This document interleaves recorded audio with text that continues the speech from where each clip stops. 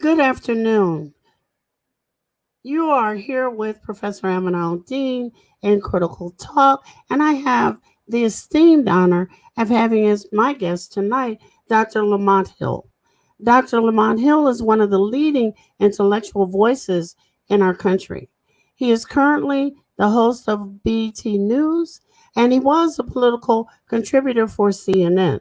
He's an award winning journalist, and you can look him up on Huffington Post, and he's received numerous prestigious awards and has been named one of America's 100 most influential black leaders. I would say leaders, but black leaders too, by Ebony Magazine. Dr. Hill is the Stephen Charles Professor of Media City and Solutions at Temple University in Philadelphia, PA. Prior to that, he held positions at Columbia University and Morehouse College. He's trained as an anthropologist of education, and he holds a PhD with distinction from the University of Pennsylvania. His research focuses on the intersections between culture, politics, and education in the United States and the Middle East. And I want to say, good evening. Take your mute off. Mute. Mute. There we go. Sorry about that. Good evening. Assalamu alaikum. Walaikum salam. And I haven't seen you in a minute, but you're always up to something. One of the things I would like to do tonight, which is a little different than the show usually runs, we usually launch into an interview, but this was so powerful that I'm going to ask my producer to put on a short video, which I'm going to let frame our conversation this evening. Thank you. So we rebel so you can feel our pain. We rebel so you can understand that enough is enough. We tried sitting in. We tried chanting. We tried singing. We tried rapping. We tried hashtags. We ran marathons so you listen to us. And you don't listen until you feel some of this pain.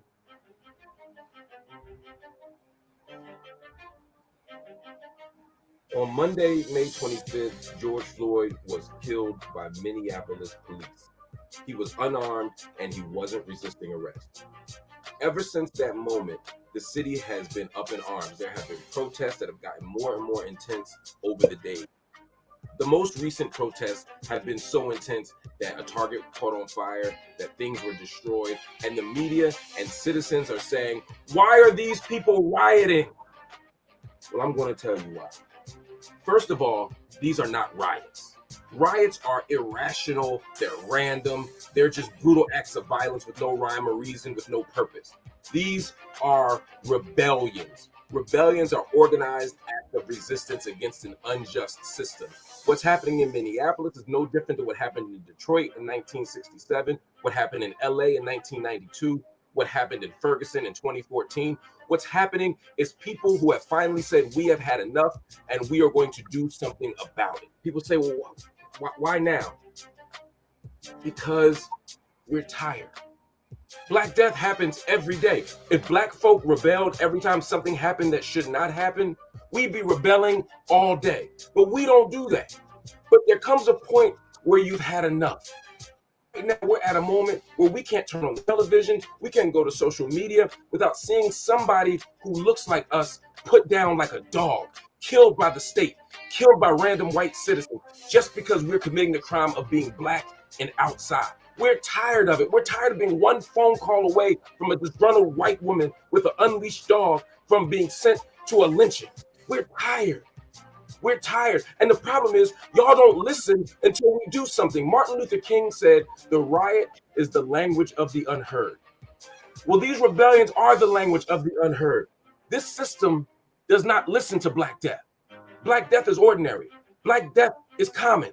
No other race is on the news or on social media getting killed day after day after day without any warning.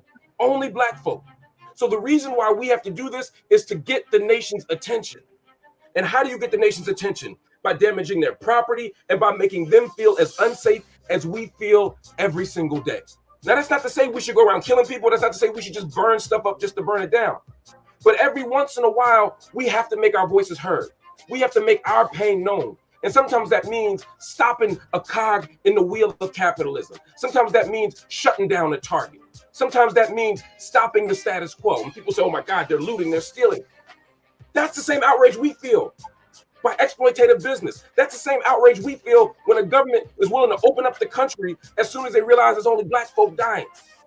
The same unsafety and vulnerability that y'all are feeling right now, we feel every day. So we rebel so you can feel our pain. We rebel so you can understand that enough is enough. We tried sitting in. We tried chanting. We tried singing. We tried rapping. We tried hashtag. We ran marathons so you listen to us. And you don't listen until you feel some of this pain. People are saying, well, you're destroying your own neighborhoods. Look how irrational these people are. Again, stop framing black people as irrational. We're not destroying our own neighborhoods. That Target might be in the hood, but we don't own it. Those businesses might be in our neighborhoods, but we don't have a financial stake in them. The truth is, our neighborhoods have been occupied and colonized since we've been here. So when we are pushing back and burning stuff down, and when we are destroying things, it's not because we don't have a plan. It's because y'all haven't listened to plan A or plan B or plan C or plan D. So by the time we get to this stage, this is all we have left. So if you want there not to be rebellions, if you don't want to see these cities on fire, then listen to us when we tell you we're in pain. Listen to us when we tell you we're vulnerable. Listen to us when we tell you we're unsafe. Listen to us when we tell you, America, you got to do something different, because if you don't, everybody's going to experience what it's like to be in America. See how powerful that was? I don't know if you were even looking at yourself, but I am, and I want to hold this book up, and I'm hoping, let me see, which way do I have to go, that my producer guesses. This was written a few short years ago, but it is important because it begins a narrative that the video we just watched furthers down the line. And nobody was, Mark got, he starts off with the invisible man, and he walks us through vulnerability and a special kind of condition that African Americans find themselves in. So I'm going to shut up and let you tell everybody about the book. Oh, well, thank you. First of all, thank you for inviting me. It's always an honor to be in your presence. As a Black scholar, you are one of the kind of... You don't have to be nice to me. Just go ahead with the book. I know. I got to. My mama raised me right. But seriously, as a Black scholar, we all owe a debt to you, and your work was path-breaking and courageous. And even those of us who don't do work on African-American Islam in particular, still learn from you how to navigate the academy, how to be a stellar scholar who can take their own path and reject those people and those ideas that undermine our humanity, undermine our intelligence, and undermine our ability to see Black people as full human beings. I mean, you told our story, and you gave me courage, and so many of us courage to do the same thing. Thank you. The book, Nobody, I wrote Nobody sort of unexpectedly.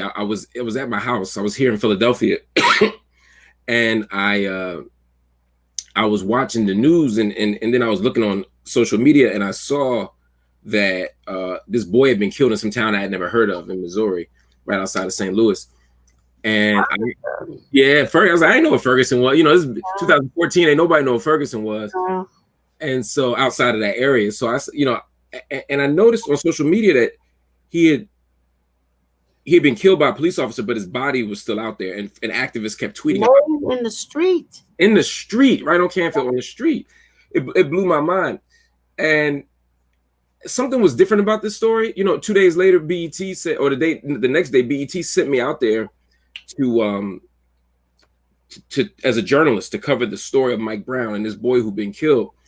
And when I got down there, I saw some things that shook me. First of all, you could almost still smell death in the air. There were still stains of blood on the ground. People were still emotionally shaken. In a lot of ways, it was like the lynchings of the 20th century and in the end of the 19th century, where the death wasn't just about destroying that body. It was about sin. It was about the spectacle of death. Yes. And what that meant for everybody watching it. Right. You know, so I sat there and looked at that thing. And I remember standing out there, and this black girl said to me, she said, well, she looked at the space where Mike had been. As you said, he was out there for 4.5 hours. Yes. But half of that time, there was not even a sheet to cover his body. Right. You know, no medical establishment, no nothing. And somebody said they left him out there like he ain't belong to nobody. Exactly. And that shook me to my soul, because it was like there's a way that we treated that body like there was no parent who loved him, no family who cared about him. There was no state to protect him. There was no medical establishment to tend to him. You know, and even before he got on the ground, there was no school system to invest in him. There was no police force to, you know, to not harass him and to protect him. And as we went down the list, I said, what does it mean for Mike Brown not just to get killed on Canfield Drive by a white police officer after getting stopped for jaywalking? Yeah. But what does it mean for an entire system to render you unworthy of what we think you get in a society like this? So I said, I'm gonna tell the whole story of Mike Brown. That's all I wanted to do. And as I was watching and writing the story of Mike Brown, I heard about Tamir Rice. I heard about Eric Garner. We watched Freddie Gray die. We watched Sandra Bland die, you know. And before I knew it, I was like, I can't tell a story about Ferguson. I got to tell a story from Ferguson. Right. And it's funny because initially it was going to be Ferguson to Baltimore. But then I looked and said, wait a minute, but what about Flint? You know, state violence ain't just about police shooting us. It's about that lead that's in the water. Right. You know, it's about where they dump nuclear waste. It's about, you know, all these other things. And so I decided to tell a story that showed what it means to be rendered nobody in America, what it meant to be looked at as someone who doesn't deserve the spoils of democratic citizenship, what it means to be somebody who doesn't deserve investment and protection and safety, and what it means finally to live in a world where the government has privatized our concerns.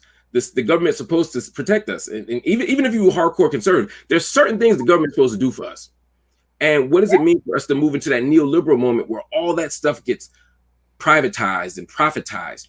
And then the industries and the spaces that were given responsibility of us do what they're supposed to do. They're making money. They're being efficient. They're being privatized. And so if you have the water no longer managed by the government, but managed by a private agency, and the private agency doesn't care about the people with lead in the water, then you end up with people who die. And so throughout the book, I'm looking at what it means. Before you go on, because, you know, us in the academy speak a particular vocabulary. Yes. So I want to back us up. And what is neoliberalism? What do we mean when we say something comes from the government as opposed to being privatized? Because I don't think many of us really understand what's at stake in those notions. I think that's a great question.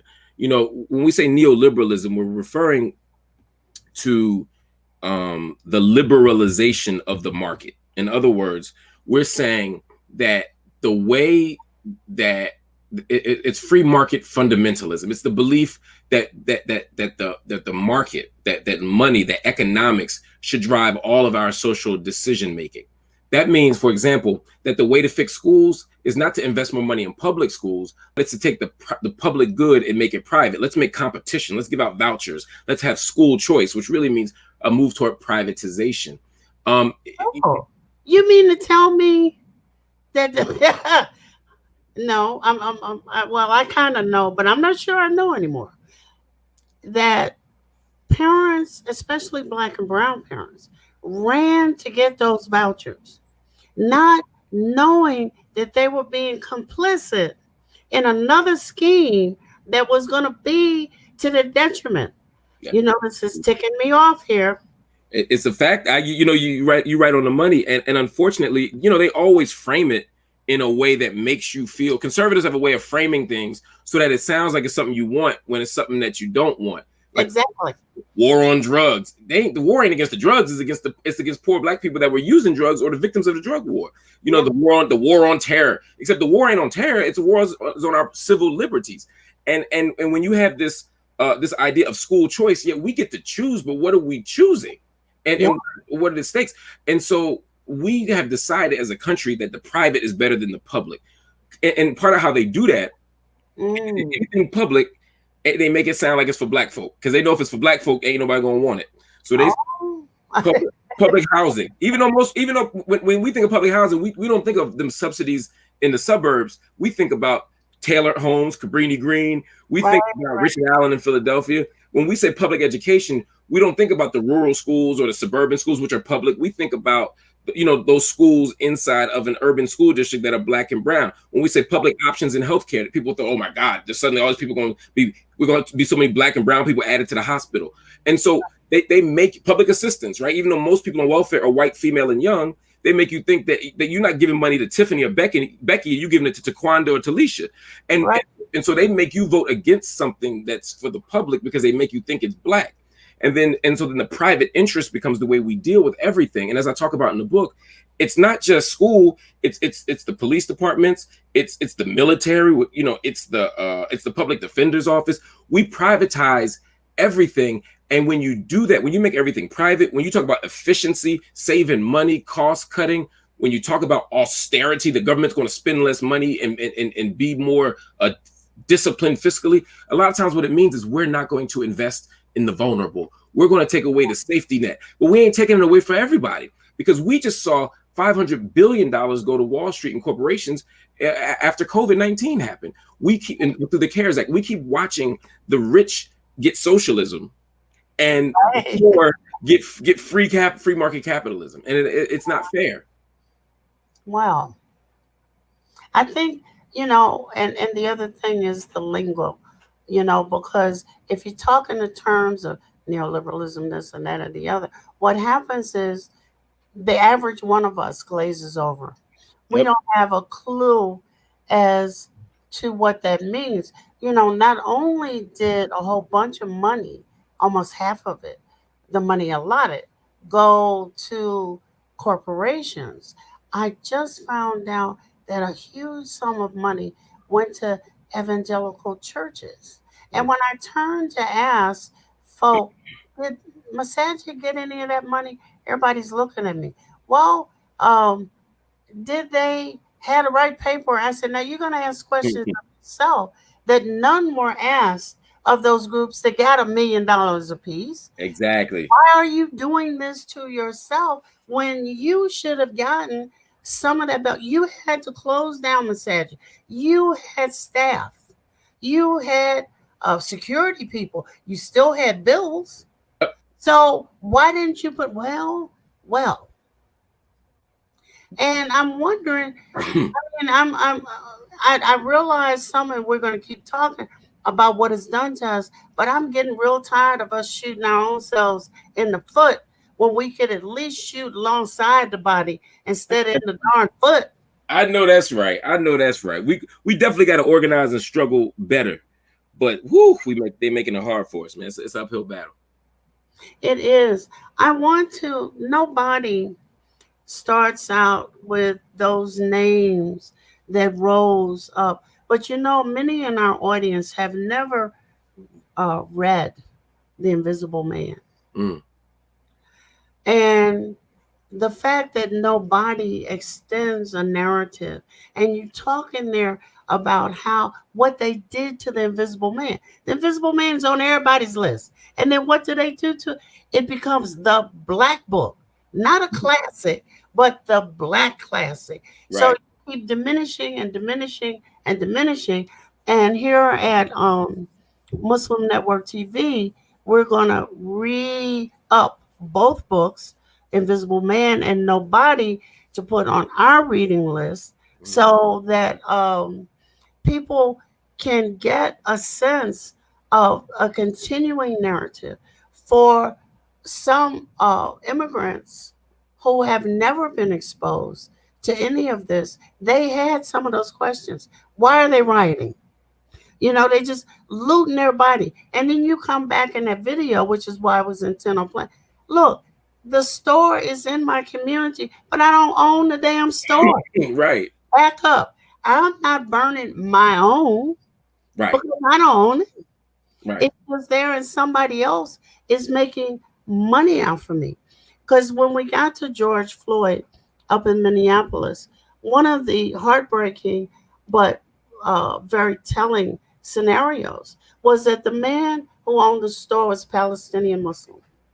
And he's got protocols in that store making black folks live up to him along with family members that say when they do this, you do that. And all of the you do that involve calling the police. And this time, when he called the police, something eye opening and exceptionally, again, tragic happened. But also in Nobody, I want you to comment on that. You talk about the cell phone becoming a social arbiter. Yeah. Yeah. So, both of those things, could you say something about? Yeah, I'll start with the cell phone thing first. You know, we live in a world where there's just more room and access or space for everyday citizens to do what I call in another project, engage in new surveillances. In other words, the state's been surveilling us forever. Yep. I mean, they've been from flesh branding to slave catchers. They've been following us, looking at us, trying to keep track of us forever as Black folk in America. But what cell phone technology has allowed, and almost everybody in America has a cell phone now. Its penetration rate somewhere in the 90s, and smartphones are in the 80s. And for younger folk, people younger than me, I think 18 to 25, it's in like it's around 90% or 85 to 90%. So people have these phones, they have this technology now, and through cell phones, through social media, through live streaming, people are able to take photos of police. They're able to videotape police misconduct. They're able to hold the state accountable in a way that we simply could not before. It was a rare occurrence. It was almost it was like hitting the lottery to be able to catch the officers that beat Rodney King in 1991 on videotape, right? People weren't just walking around with big video cameras. But now we can catch this stuff more often. And the importance of that is that it helps keep the state accountable. It allows, it takes away white people's ability to say, we just didn't know. Right. Yeah.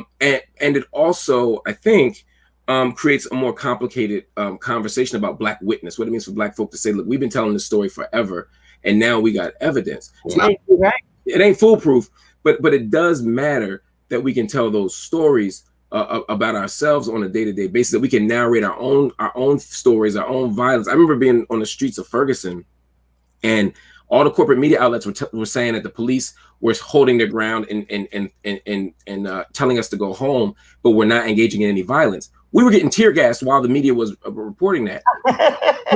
and if you've been tear gassed, you know what tear gas is. You don't think it for nothing else. So while the media is saying, corporate media is saying, oh, you know, everything's fine, we're saying we're getting tear gassed. 20 years ago, the corporate media story would have been the only story. Now, we got Twitter, we got live stream on Facebook, you know, we're Facebook Live, and we're doing all this stuff showing, look at us on the ground right now. We are dying here. And so that cell phone technology is important because it doesn't change necessarily the hearts and minds of these folk, but what it can also do is change the response. Ahmaud Arbery was killed and nobody did anything until the videotape came out. They already had the videotape, so it wasn't like they didn't know. They didn't arrest those people because they had a video, because they saw the videotape. They arrested those people because we saw the videotape. So that's also a key part of it. As far as the other thing goes, you know, as someone who does solidarity work with Palestinian communities, both here and in Palestine, it was very interesting for me to see what it meant for George Floyd, his death sequence to begin with a phone call from a store owned by a brown person.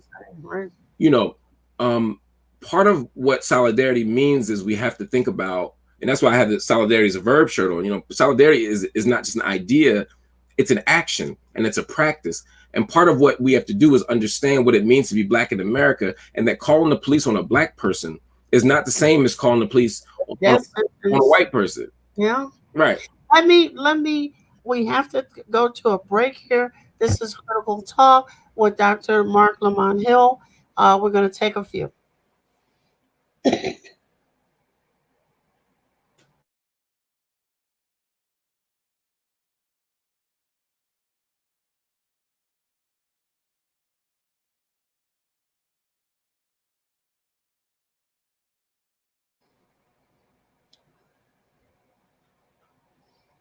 and give you a chance to at least look at your bottle of water.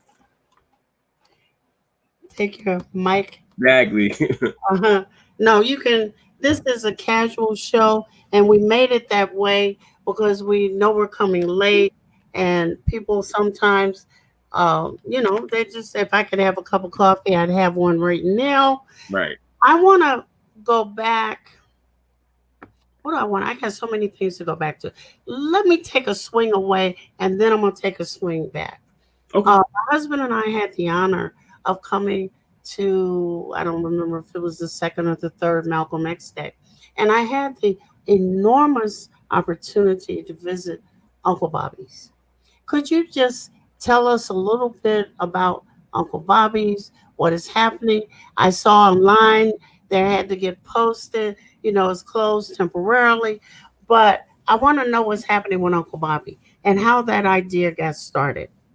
Okay. Can I go? Can I go now? Go. Okay. So, Uncle Bobby's for me was the brainchild, or it was like a life. It was a lifelong goal. I grew up in Philadelphia. My father and his family is from Wilkes County, Georgia. My father was born in 1928. His brother, my Uncle Bobby, was born in 1917. They grew up in a Jim Crow South. They were second-class citizens. They went off to the Army because it was the only access they had to any kind of chance to get social mobility. After they left the military, Uncle Bobby actually was in World War II and then came to Philadelphia. My father followed him. We eventually all made it to DC in Philadelphia. When they got there, Uncle Bobby, he couldn't figure out why, or he was troubled by the fact that he had fought and nearly died fighting for America around the world, and came back home and had to ride behind Nazi POWs on the train ride back home.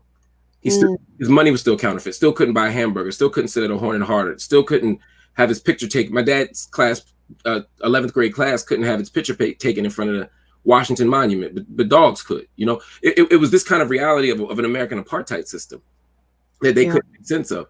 And so Uncle Bobby said, well, I need to figure this thing out. Now, Uncle Bobby hadn't, in Georgia back then, high school only went to 11th grade. They didn't have a 12th grade. So Uncle Bobby went right to work with his 11th grade education. My dad eventually went away to college, but Uncle Bobby kept reading, and he read more than my dad read. Uncle Bobby read everything. And he read books, he read magazines, he read everything, and he loved to talk about this stuff. So when my dad would bring me to my Uncle Bobby and Bessie's house in North Philadelphia, literally right across the street from where my office at Temple University is right now, he would have books for me. He would have the copies of Ebony, Jet, Black Enterprise laid out on the table. I love it. It was like the blackest, all the furniture was covered in plastic. It was a black household. We ain't never touched the real furniture, but he gave me my first copy of E. Franklin Frazier's Black Bourgeoisie. He gave me the autobiography of Malcolm X. He presented me with a bunch of books, but also conversation on race. And it was Uncle Bobby's house that got me going to then black bookstores like Hakim's, owned by Daoud Hakim, who was both in Atlanta and Philadelphia and part of the West End community with Imam Jamil. There was, I started reading Ansar Allah books. I started reading Message to the Black Man, Nation of Islam books. I started reading the radical conspiracy theory stuff. I started reading anything I could find. And books became my way of figuring out who I was and trying to get free. And so I said that if I ever had the chance to open a bookstore, if I ever had a chance to create that space for somebody else, I would do it. And so when I got a little bit of money, I said, the first thing I'm going to do is open a bookstore. And what else could I call it but Uncle Bobby? Exactly. And so that's what we do at Uncle Bobby's. We have books, we have conversations, we have community events. We're deeply rooted in Black writers, Black arts, Black radical traditions. And we're an inclusive community, we're a diverse community, but at the core, the point of the store is to create a space for these kinds of ideas. I like the place, and I like that it's almost in a little square with another building, if I'm not mistaken, that you all took over. Yeah. We had, could you just a word or two? Yeah, we have something called the People's Sanctuary, and the People's Sanctuary is an event space, formerly a church. Now it's an event space that we use to have big book events, big conversations. We of course, you came for and blessed us at the Malcolm X symposium. Every year we do a Malcolm X symposium. We also do a Malcolm X radical symposium. And what we're trying to do is keep track of the radical tradition, and to not let Malcolm or Martin or Angela or June Jordan or Audre Lorde or Ida B. Wells Barnett become a less radical or less central to our freedom struggle than they were. We want to keep the tradition going by telling the truth about these folk. Well, I think it's just awesome, and it ought to get replicated everywhere. And I just can't say enough. I was so shocked to see it in person, and this steady stream of people of all walks, in and out, and then just meet some old friends, some new friends at the conference, which I'm going to ask you about later. But I want to turn a corner. As usual, and should have been expected by us, those in power begin their program of usurpation of what has happened. How do you, as a public intellectual, interrogate that and begin to give or provide or collaborate or whatever it is for us to stop the Black Lives Matter? I think the first thing we have to do is analyze, honor, and spotlight the roots of Black Lives Matter. There's no Black Lives Matter without the Black radical tradition. Black Lives Matter is not a liberal bourgeois multicultural movement, right? It's a movement rooted in a Black radical imagination.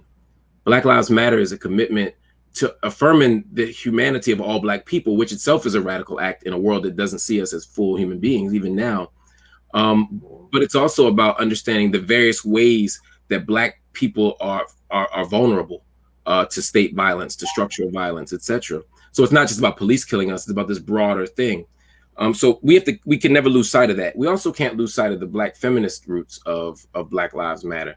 There's no, Black feminists and Black women more broadly have always kept us together and had the most ambitious freedom dreams. Black women didn't just dream to be free.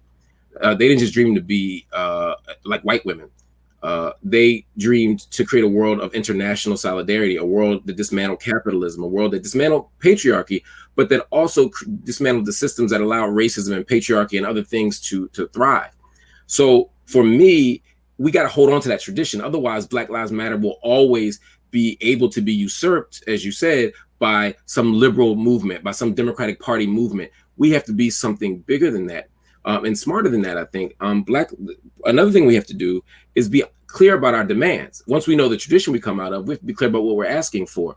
In the streets of Minneapolis and Philadelphia and New York, we've been calling for defunding the police. That's rooted in the work of Angela Davis and Ruth Gilmore and others who are calling to abolish police and prisons.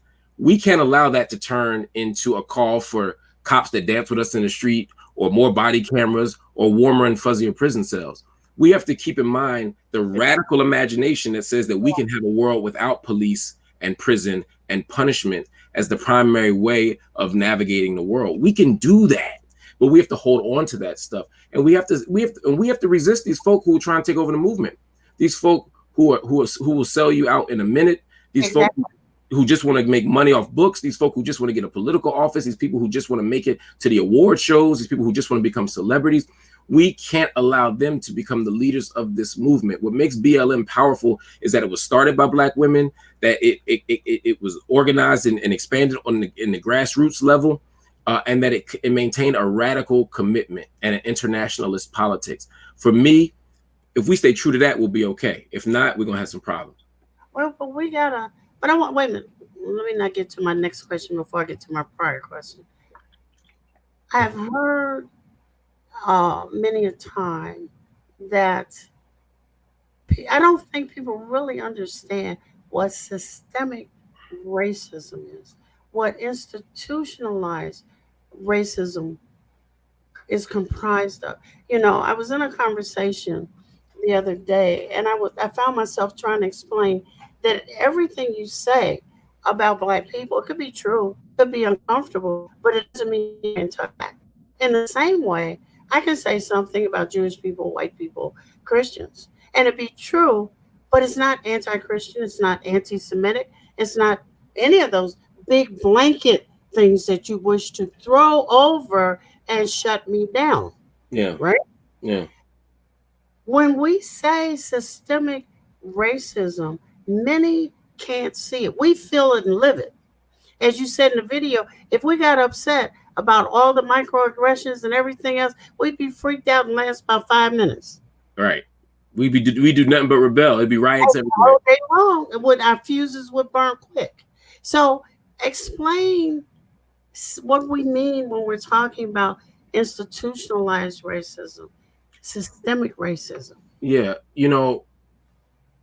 I like the way Ruth Gilmore talks about it a bit. I would expand on it, but scholar Ruth Gilmore talks about this idea of a way of organizing the world in a way that certain identities, having a certain identity, makes you vulnerable to premature death. Oh, right, that home. right. Yeah. In your soul, right? So for me, the fact that systemic racism, the evidence of systemic racism is the fact that me being Black means I'm less likely to live. I'm more likely to die. I'm more likely to die because I am racialized as Black in this country. We die more at birth. We don't live as long. Black women die more involved in childbirth, 3 times their white counterparts. In terms of prosperity measures, we work harder for less money. We pay more in interest rates, insurance. We pay higher rent. We're more likely to get arrested, charged, convicted. We get longer sentences. We're more likely to be executed by the state. We're more likely to have food insecurity. We're less likely to have stable housing. We're more likely we get lower salaries. Even if we graduate from Harvard, Yale, and Princeton, then we get different salaries than our white counterparts. A white man with a felony conviction has a better chance of getting a job callback than a Black man without one. I mean, any measure of what it means to be happy and prosperous in this country, we at the bottom. Any measure of social misery, we at the top. And so for me, systemic racism, it means that just by virtue of having this identity, there are systems in place that make me more vulnerable to premature death that are outside the sphere of my immediate control. Meaning it's not just that I can make a better choice. I can't choose my way out of this system. Right? I can't behave my way out of it. I can't dress my way out of it. I can't talk my way out of it. I can't speak better English so that I don't die. That there are things that even if I act my best, even if I behave my best, even if I show out, that I'm still vulnerable to premature death. And that is what systemic racism is all about. Why? Is it because we're still perceived as property run amok? I think so. And I think the reason why we're still perceived that way is because we live in a system, in a country that is built on racial capitalism. And so, American capitalism, it's important to think about racism as an outgrowth of capitalism. And that is to say that a lot of times people think that that racism comes from we create this thing called racism and then we got race. No, the first thing we did was create racial categories. We decided that we were going to organize, not us, the invention of race by Europeans allowed for racialized and racist systems to exist, right? Race itself is the problem. The construction of race itself is a problem. Why is race so important to America, though? Because if capitalism is looking to exploit labor, if it is looking to extract value from human labor, human bodies, human existence, if we're trying to have a small sector of people who economically dominate the rest of us, then race becomes an important category for capitalism to live out. Because now we can have a population that we decide are subhuman, that we decide are less valuable to society, that we decide are worthy of exploitation. And so so we needed a racialized system in order to justify both morally and strategically, politically, the practice of slavery, because they ain't human. And so now if we can construct a racial other that then can be enslaved to build the American empire, that makes sense. And then once slavery ends, now we're doing it in prisons. Now we're doing it in all these other areas. Now we're doing it through low wage work. The exploitation of Black people hinges on the belief that Black folk ain't human. And the belief that Black folk ain't human hinges upon the construction of a racial system. And the construction of a racial system hinges on the need to have a state that exploits and defends class at all costs. Okay. This is Critical Talk with Professor Al-Deen, talking back with Mark Lamonel. We're going to take a break for a minute or two, and we'll be right back.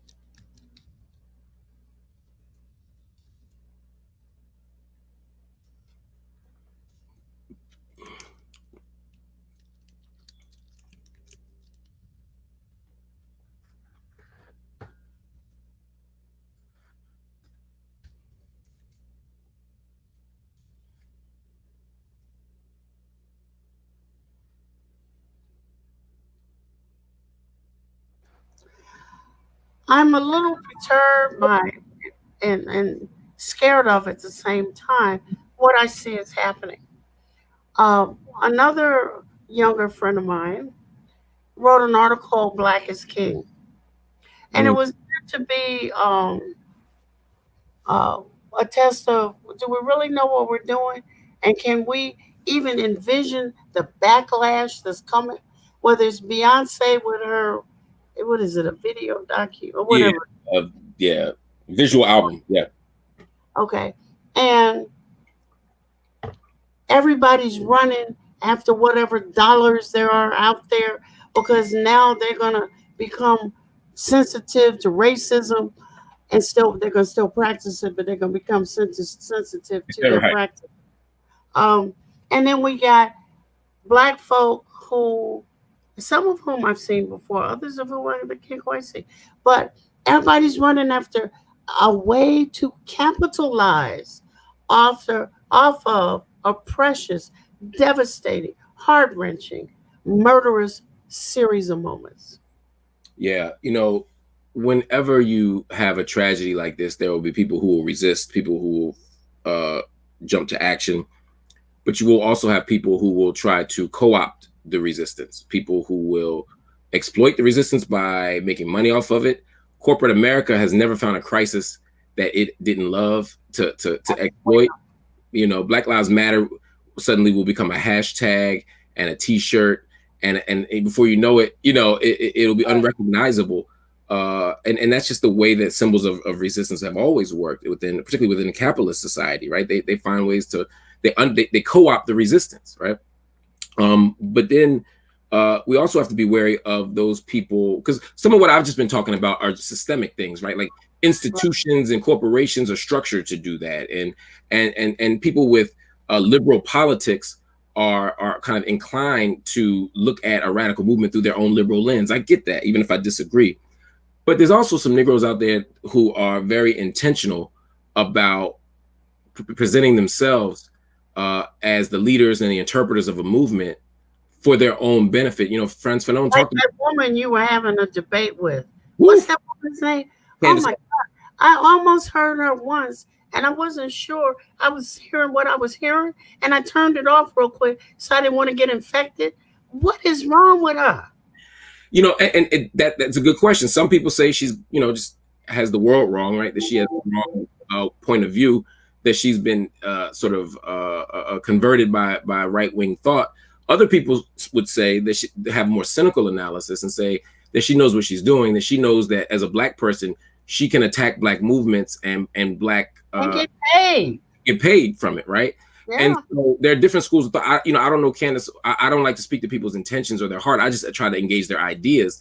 Whether I think they're right or they're wrong is where I land. But I do think it's an important conversation to be had about what it means for folk in this moment to stand up and attack Black Lives Matter, to denounce George Floyd's the protests in the name of George Floyd, to act as if police violence and other forms of state violence aren't legitimate, aren't really happening. We have to be honest about that and challenge those people. Well, I'm gonna give you, because you're the professor here, I'm the student. Yeah, right. Yeah, well, you know, that's true. I want to know how we begin to strategize to keep them from squashing this, or to make us feel so worthless that we don't continue. How do we begin that strategy? Because I know we can't do it in 5 seconds, which means I might have to wake you up and have you back on here again. That But works. how do we begin to strategize? I think one, I think we have to begin with the radical imagination. We got to ask ourselves, what's our freedom dream? What does the end look like? What does justice look like? Are you asking me to be Nina Simone, huh? Really? Really? We can use some Nina right now, you know? Yeah. You know, because that's part of the problem, right? Is if I'm fighting and dreaming to fix a prison, and you're fighting and dreaming to destroy the prison, and this person's fighting and dreaming to send police who kill us to prison, and somebody else is fighting to stop police from killing us, and somebody else is fighting to get rid of police, then we ain't on the same page, even if we had the same protest. So we got to begin with articulating what we actually trying to do here. Then from there, I think we have to be mindful of the fact that sometimes having more people doesn't mean we have a stronger movement. You know, I'm not looking to have, you know, 1 million people in this movement. I'd rather have 500 who have absolute faith and who are willing to do the work. And so for me, that commitment to having strong coalitions that are locally rooted, right? If we're going to hold on to this dream, this can't be it can be an international movement, but it has to be local organizing and mass action. King used to say, when dogs bite us in Birmingham, we bleed everywhere. That means, and I'll tell you an example of this. In Minnesota, for the first time, and part of it was because of COVID, but when everything happened to George Floyd in Minnesota, first thing folks said is, don't come. How can you help? Don't come to Minnesota. We don't need a bunch of ambulance chasing Negroes with cameras coming to Minneapolis to do our movement. Right. You know what we need here. Unless you're a doctor, unless you can do something to help us in this moment, Right. keep you behind in your city and organize there. There. And that kind of local action, local movement building, I think, allows us to keep track of the real challenges, the real problems, and it stops us from turning every action, every movement, every crisis into a site of opportunism. So if we're organizing locally, where is the hub going to be? I like the idea of multiple hubs. You know, I think in the past we've looked for messianic leadership. We look for one person. No. I don't want a messianic. No. Jesus and Muhammad were cool. Right. What I'm saying is, but no, I know you're not saying that. But the problem is, people are saying, what's going to be the center of our activism? But how do I know? Do I just call you and let you know in Philadelphia what I'm doing in Chicago? And I think that's it. I think, especially in the age of social media, we say we connect with each other. And so we have movements in Minneapolis and in Chicago and Philadelphia. And when y'all have an action, you reach out to us. When we have an action, we reach out to you. When we have a need, or whether it's money, whether it's strategy, whether it's whether it's education, we connect with each other, and we don't have, because the problem is if we create a single hub, Right. whoever runs the hub, right, they become the leader. Yeah. Right.